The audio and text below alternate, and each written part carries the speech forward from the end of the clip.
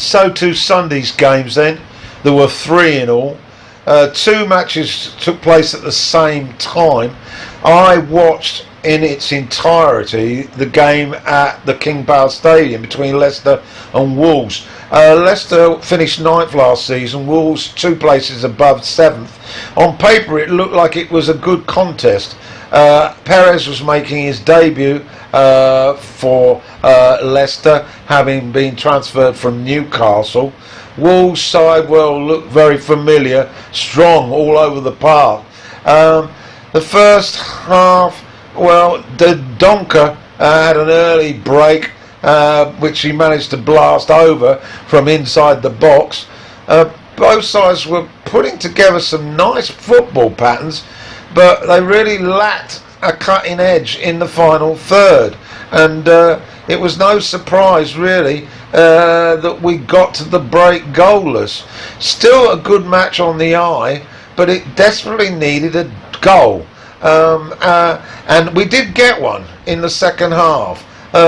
It was a goal from a corner, and basically Bolly challenged for the ball, and Dendolka, who was right behind him, caused he got the first touch, but it then got handled by Bolly before dropping to Dendolka, who whacked the ball past the keeper, past Michael, for 1-0. However, VAR came in once again, and on scrutiny it became clear that Bolly had handled the ball, so the goal was disallowed. There was quite a bit of action in the final quarter, sides having sort of chances, ricochets, goalmouths, but very little action for the 2 keepers.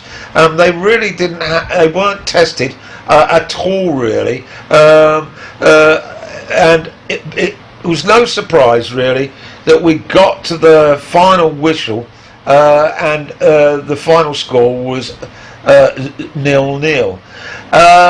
My man of the match, this is thing that I am going to do with matches that I see in its entirety. My man of the match for this was the Wolves defender Bolly. He was absolutely outstanding in defence and always quick to get forward for those set pieces, and it causing quite a few problems. So he was my man of the match. The points were shared, and I guess both managers are probably fairly happy with that. The other Sunday game that was on at the same time as the Leicester Wolves match was Newcastle at home to Arsenal. Really didn't see any of this, but just to let you know that Arsenal won it by a single goal.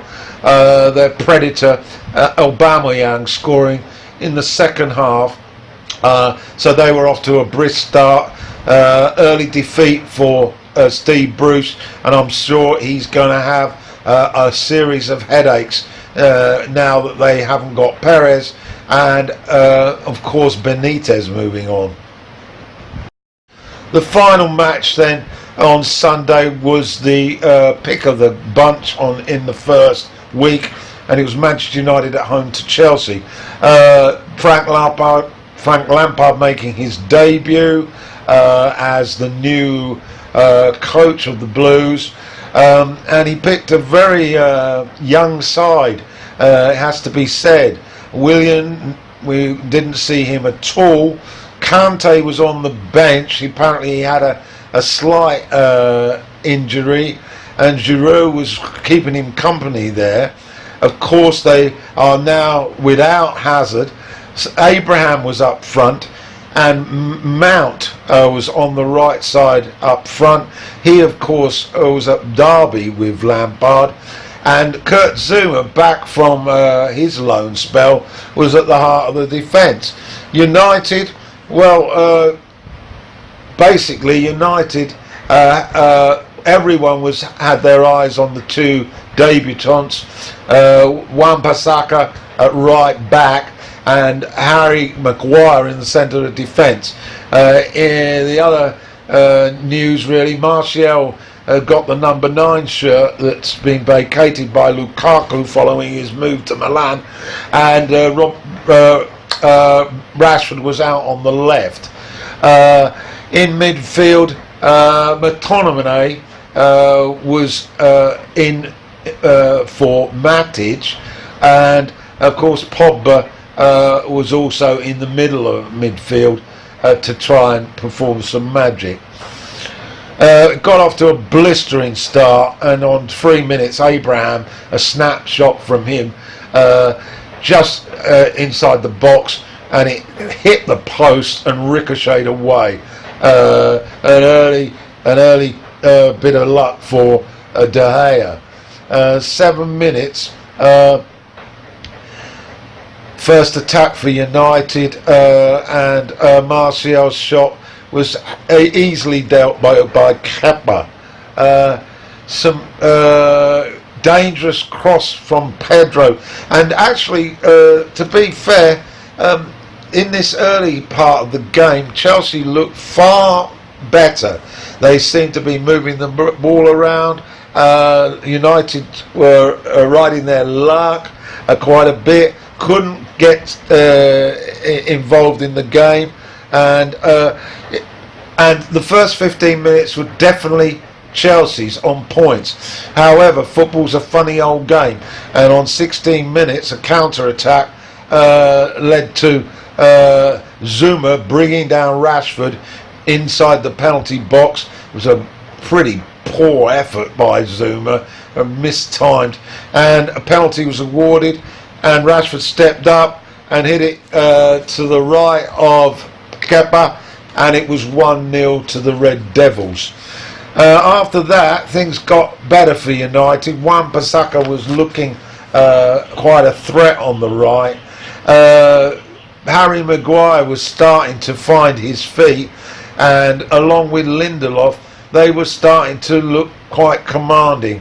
35 minutes though, Barclay's effort went inches wide, and Chelsea was still looking the more purposeful.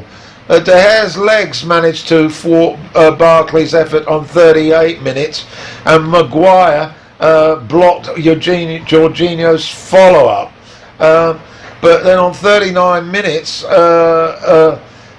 some more poor defending by United, let in Emerson, and he hit the post. But we got to the break, United won up. At this point, I'd hardly seen Pogba. He certainly wasn't being that commanding, and Martial looked a little bit like he tends to look. He looked all sort of miserable because he wasn't getting enough of the ball. Now, of course, if he wants to be up front as the target man, he's got to work his socks off. But I didn't see a lot of evidence of that in the first half. I was impressed with Wan-Bissaka. Gets forward very well, very sharp, and he had a very good first half. Into the second half then, and Martial flick early on, something that him and Pogba do quite a lot. It's sort of almost playing to the crowd. It looks very good when it comes off, these flicks, but when it doesn't, they really look an embarrassment. So the early part of the second half, much the same as the first, with Chelsea sort of having the edge, but then between minutes 63 and 66, the game was turned on its head, really. On 64 minutes, a fast break led to Pereira crossing into the 6-yard box, and Martial was quicker to it than the defender and prodded it in for 2-0. A matter of 2 minutes later, and an absolutely fantastic pass by Pogba sent Rashford away. It was over the top of the defence. Rashford far too quick and smashed the ball home to make it 3-0. A few minutes later, Zuma was scrambling as he headed over the bar, and Maguire was really looking strong at the back, and also very decisive when he moves forward. On 80 minutes then, another break. Pogba found James just outside the area. He pushed it into James's feet. James managed to swivel. He scuffed his shot a little bit, but it was deflected past Kepa, and all of a sudden United were cruising, and it was 4-0. The game was really over then. De Gea managed to keep a clean sheet. A nice shot from Mount was saved though on 84. Chelsea tried to get something out of the game, but it failed miserably in the end. So after a nervous start, United's counter-attack was far too good for a naive Chelsea, I would say. I'm most impressed with the two new signings for United, particularly Maguire, who looks like a rock, and he's going to be somebody that we can rely on.